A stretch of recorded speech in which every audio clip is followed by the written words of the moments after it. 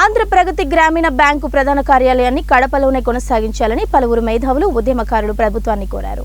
రైతులకు మధ్యతరగతికి వ్యాపార వర్గాలకు ఎంతో ఉపయుక్తంగా ఉన్న బ్యాంకు ప్రధాన కార్యాలయాన్ని కడపలోనే కొనసాగించాలని సేవ్ పబ్లిక్ సెక్టర్ ఆధ్వర్యంలో కడపలో జరిగిన సదస్సులో మాజీ ఎమ్మెల్సీ డాక్టర్ ఎం. గేయానంద్ కోరారు. Save public sector committee convener Raghunath Reddy అధ్యక్షతన జరిగిన సదస్సులో ఆయన మాట్లాడుతూ ఆంధ్ర ప్రగతి గ్రామీణ బ్యాంకు ప్రధాన కార్యాలయాన్ని కడపలోనే కొనసాగించాలని డిమాండ్ చేశారు. ఆంధ్ర ప్రగతి గ్రామీణ బ్యాంకు రైతులకు, కర్షకులకు, మధ్యతరగతి ఖాతాదారులకు ఎంతో ఉపయోగకరంగా ఉందని, కరువు పీడిత వెనుకబడిన ప్రాంతమైన కడపలో బ్యాంకు ఉనికి ప్రాంతీయ అభివృద్ధికి కీలకంగా మారిందన్నారు.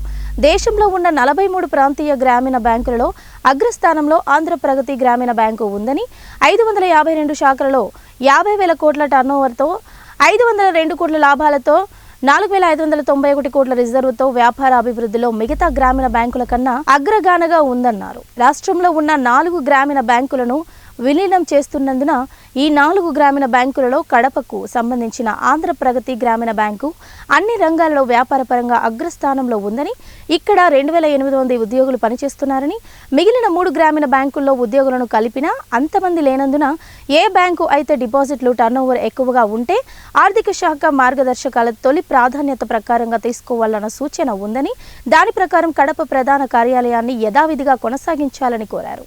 ఇప్పటికే రాయలసీమ ప్రాంతంలో ఉన్న హైకోర్టు, లా యూనివర్సిటీ, ఎంఎస్ఎంఈ కేంద్రం, గతంలో అనంతపురంకు రావాల్సిన ఎయిమ్స్ను ఇలాగ ఎన్నో రకాలుగా ఇక్కడ వాటిని ఇతర ప్రాంతాలకు తరలించి రాయలసీమ ప్రాంతాలకు అన్యాయం చేశారని, ఈ ఒరవడిని ఇలా కొనసాగించవద్దని వ్యక్తులు కోరారు.